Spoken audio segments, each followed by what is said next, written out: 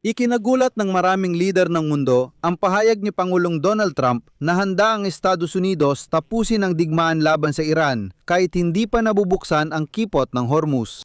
Sinabi ni Trump na natamo na ng US ang mga layuning militar nito sa Iran at kung gusto ng iba buksan ang kipot ng Hormuz, sila na ang bahalang makipaglaban sa Iran. Ipapaalala ko dahil sa digmaan ni Trump kaya nagsara ang kipot. Huwag agad magkonklusyon. Tandaan na sa isang buwang digmaan, 12 beses sinabi ni Donald Trump na malapit nang matapos ang laban sa Iran. Madalas, pag ganitong pahayag, lalong tumitindi ang tensyon. Gaya ngayon, sinasabi ng Israel na kalahati pa lang ng digmaan ang natatapos at libu-libong sundalo mula sa elite na ika-82 Airborne Division ng hukbong sandatahan ng Estados Unidos ay nagsimula ng ilipat sa gitnang silangan. Bukod pa rito, biglang nagsimulang bombahin ng Estados Unidos ang isla ng Kesh, yung mismong isla na matatagpuan sa kipot ng Hormuz kung saan binabantayan ng mga Iranian ang pagdaan ng mga barko sa kipot. Kaya kung magkakaroon man ng paglapag sa isla, siguradong hindi ito sa isla ng Kark, kundi sa isla talaga ng Keshm. Ako si Alexei Pechi. Pag-usapan natin ang paksang ito. Bago magsimula, hinihiling ko ang suporta nyo para sa YouTube channel na ito. Pwede kayong mag-donate, magkaroon ng bayad na subscription o maging sponsor sa YouTube. Paano ito gawin? Lahat ng link at detalye ay nasa video description. Sa dulo ng episode, kung nading kapakipakinabang ito, pwede kayong mag-donate sa anumang paraan na komportable sa inyo. Nandun, maniwala kayo, may iba't ibang platform, bank details, crypto wallet, PayPal, Patreon, Buy Me a Coffee, at YouTube sponsorship. Piliin ang pinakaangkop para sa inyo. At huwag kalimutang mag-subscribe sa aking Telegram channel na Pechi News. Ang link ay nasa video description. Doon kami naglalatala ng mga agarang balita habang dumarating ang mga ito. Sinabi ni Pangulong Donald Trump sa kanyang mga tauhan na handa na siyang itigil sa lalong madaling panahon ang bigmaan laban sa Iran. Pumapayag siya rito kahit na mananatiling halos sarado ang kipot ng Hormuz. Iniulat ito ng Wall Street Journal at sinabi ni Trump na sa tingin niya, kusa namang magbubukas ang kipot ng Hormuz. Sabi niya, bakit pa raw makikipagbigma doon? Magiging maayos din naman ang lahat. Ayon sa pahayagan, napagdesisyonan ni Trump at ng kanyang mga tagapayo, kamakailan na ang pagbubukas ng makitid na bahagi ng kipot ay magpapalawig ng labanan lampas sa planong 4 hanggang 6 na linggo. Dahil dito, nagpasya si Trump na dapat makamit ng Estados Unidos ang kanilang pangunahing mga layunin sa digmaang ito, pahinain ang hukbong dagat ng Iran at ang kanilang mga reserba ng misail at tapusin na rin ang kasalukuyang labanan. Pansamantalang maglalagay ng diplomatikong presyon sa Tehran para maibalik ang malayang daloy ng kalakalan sa kipot ng Hormuz. Ang tanong dito ay anong diplomatikong presyon ang gagawin ni Trump? Bukas pa rin ang tanong na ito dahil bago pa ang digmaan sa Iran, may mga parusa nang ipinataw sa langis. Tinanggal na ni Trump ang mga parusa dahil sa digmaan. Kung hindi magtagumpay ang diplomasya sa pagbubukas muli ng kipot ng Hormuz, igigit ng Washington ng mga kaalyado sa Europa at mga bansa sa Gulpong Persiko ang mangguna sa muling pagpapatakbo ng kipot. Ibig sabihin si Donald Trump ang nagsimula ng digmaan at eskalasyon, tapos gusto niyang umalis sa reyon at ipasa sa mga Europeo at bansang Arabo ang problema sa pagharang sa kipot ng Hormuz. Ayan, dumating, nagpasimuno ng gulo, umalis, tapos sasabihin, bahala na kayo dyan. Ayon sa mga source, maaaring isaalang-alang ni Trump mga opsyong militar, ngunit hindi ito ang pangunahing prioridad niya. Ayon sa Wall Street Journal, kung matapos ang digmaan ng hindi nabubuksan ang kipot ng Hormuz, mas lalo pang palalakasin ng Tehran ang kontrol dito at maantala ang masalimuot na operasyong buksan ito hanggang sa mas huling panahon. Ngunit hindi na ito gagawin ng mga Amerikano. Sa ganitong sitwasyon, walang pakundangang inatape ni Trump ang mga kaalyadong Europeo dahil hindi raw nila sapat sinusuportahan ng Estados Unidos sa digmaan laban sa Iran. Sinabi niyang kailangan nilang magbukas ng Strait of Hormuz nang sila-sila lang. Sa nakaraang mga araw, ito na ang ikatlong beses na hayagang sinabi ni Trump na kaya niyang tapusin ang digmaan sa Iran nang hindi binubuksan muli ang Strait of Hormuz. Sinasabi ni Trump na pababayaan ng Estados Unidos ang ibang bansa na harapin ang matinding problemang pang-ekonomiya at ibalik ang supply ng halos ikalimang bahagi ng mga reserbang langis sa mundo. Sinabi rin ng Pentagon na hindi talaga problema ng mga Amerikano ang Strait of Hormuz. Sinasabi nila, oo, dumating kami. Oo, kami ang nagpasimula ng digmaan. Oo, dahil sa digmaang ito ay isinara ang Strait of Hormuz. Pero sa totoo lang, wala kaming pakialam dyan. Kung gusto ninyo, kayo na ang bahalang mag-ayos niyan. Kung ayaw ninyo, bahala kayo. Gawin ninyo kung ano ang gusto ninyo. Ginagamit na yon ni Trump ang isyu ng pagsasara ng Strait of Hormuz bilang pananakot sa mga kaalyado. Sipi mula kay Trump. Sa lahat ng mga bansang hindi makakuha ng aviation fuel dahil sa pagsasara ng Strait of Hormuz, tulad ng Great Britain na tumangging makialam sa pagpugot sa pamunuan ng Iran, may alok ako para sa inyo. Una, bumili kayo ng fuel na yan sa Estados Unidos, marami kami niyan.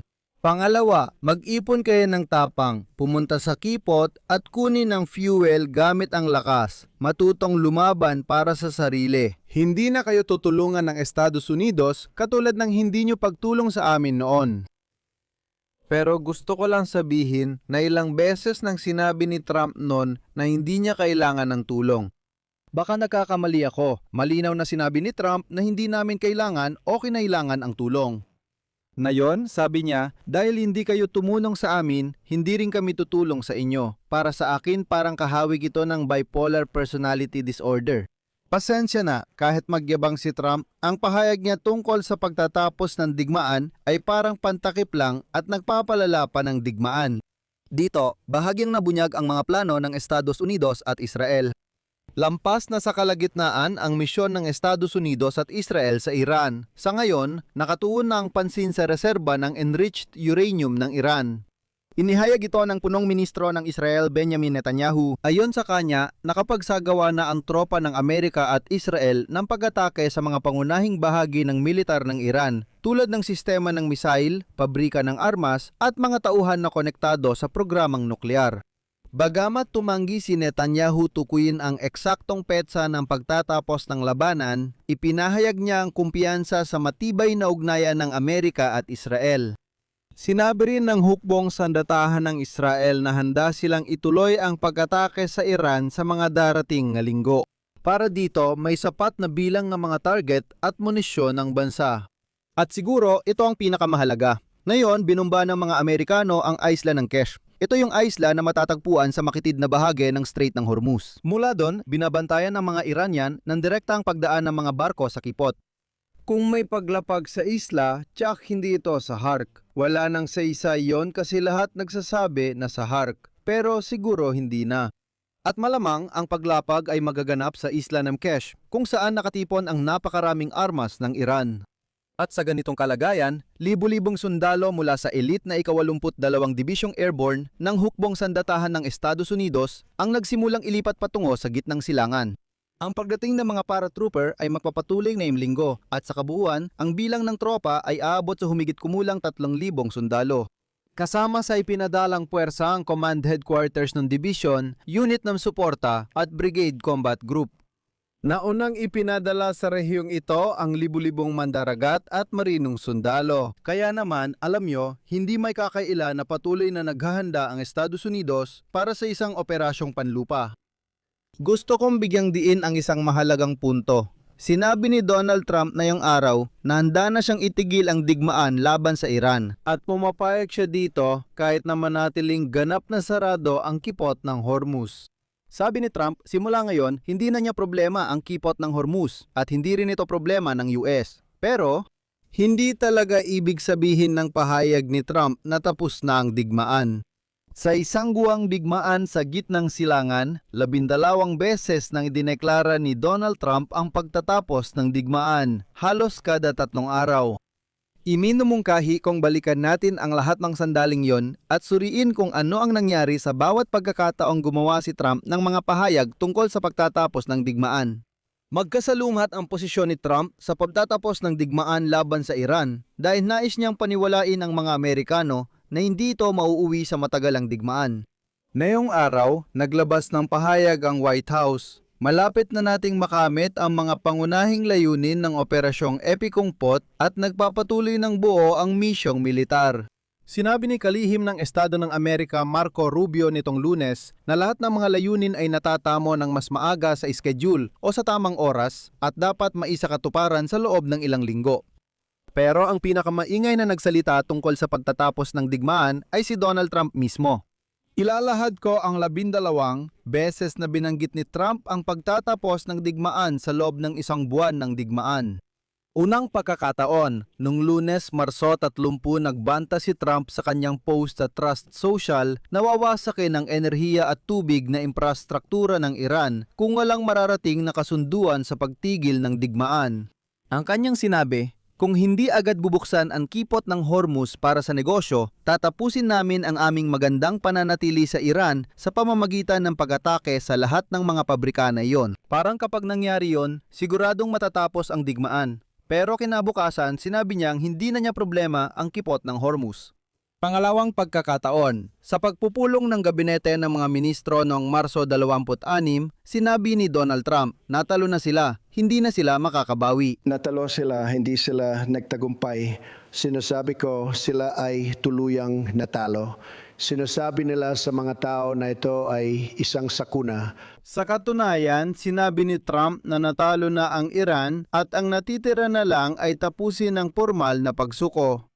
Ikatlong pagkakataon. Noong Marso 24, mas matindi pa ang sinabi ni Donald Trump at sinabi na tapos na ang digmaan at magkakaroon ng pagbabago ng rehimen sa Iran. Nanalo na tayo sa digmaang ito. Panalo na ang digmaang ito.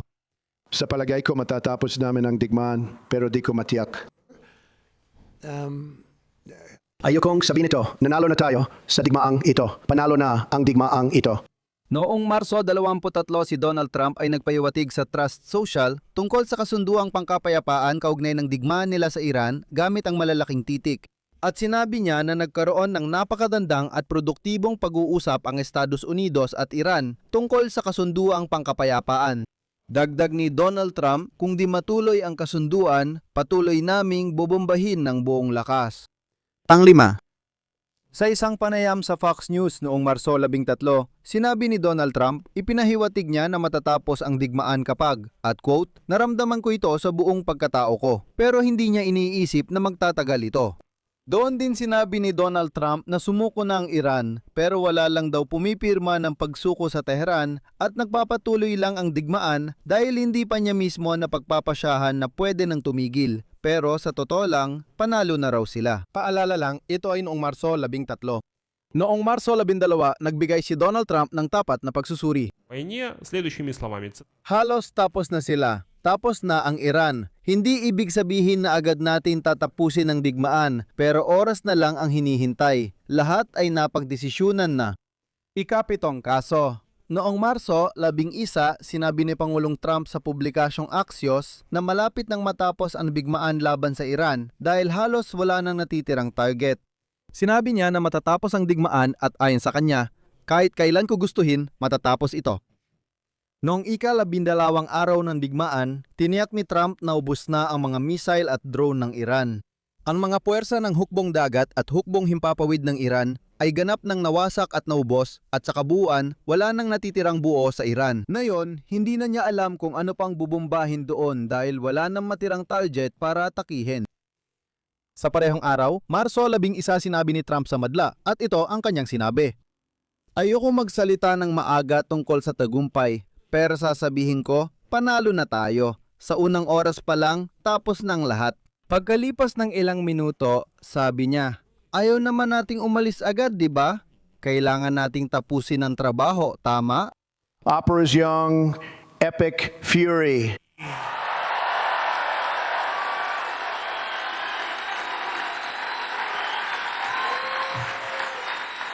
Gandang pangalan yan! Maganda lang yan kung mananalo ka, kaya mo lang gawin. At nanalo na tayo. Hayaan mong sabihin ko sa'yo, panalo na tayo. Alam mo, ayaw mong agad sabihin na nanalo ka. Nanalo tayo. Napanalunan natin ang pustahan. Sa unang oras pa lang, tapos na. Noong Marso 9 sa talumpati niya sa komperensya ng Republican Party, ipinahiwatig ni Donald Trump na nanalo na ang Estados Unidos sa digmaan at sinabi, marami na tayong napanalunan pero hindi pa yon sapat sa atin. Tuloy-tuloy tayong sumusulong na may mas matibay na determinasyon para makamit ang ganap na tagumpay na tuluyang magwawakas sa matagal ng panganib na ito. Marami na tayong napagtagumpayan, pero kulang pa rin yon. Tuloy-tuloy tayong sumusulong na may mas matibay na determinasyon para makamit ang ganap na tagumpay na maglalagay ng wakas mapakailanman. Noong ika-9 ng Marso, sinabi ni Trump na matatapos na agad ang digmaan laban sa Iran at ang Iran ayon sa kanya ay tuluyang mawawasak. Ngayon, isa na itong malaking tagumpay. Nangyari ito noong Marso 9. Ika-11 na kaso noong Marso 2 sa press conference ng paggawad ng medalya ng karangalan sa 3 Amerikanong sundalo, buong pagmamalaking inanunsyo ni Trump ang tagumpay sa digmaan. Isa pang sipi, madali nating matatalo sila kahit ano pang maging kapalit nito para sa atin. Meron tayong pinakamalakas at pinakamatatag na sandatahang lakas sa buong mundo at madali nating matatalo sila. At ang ika-12 na kaso sa isang panayam sa ABC News, noong ika-2 ng Marso, sinabi ni Donald Trump na naging ganap na matagumpay ang operasyon. Sa ikatlong araw ng digmaan, sinabi niyang halos tapos na ang operasyon. Walang ibang makakagawa nito kundi ako, at alam niyo yan. Walang ibang makakagawa nito kundi ako. At alam niyo yan. At sa bawat isa sa 12 beses na sinabi ni Donald Trump na siya ay nanalo o tapos na ang digmaan, na malapit na ang katapusan at kung ano-ano pa, sa bawat pagkakataon may pahayag na hindi na kailangan ang tulong ng mga kaalyado ng Estados Unidos. Pero habang tumatagal ang digmaan, lalong nagiging balisa si Donald Trump tuwing tumatanggi ang mga Europeo na tumulong sa kanya sa digmaan laban sa Iran.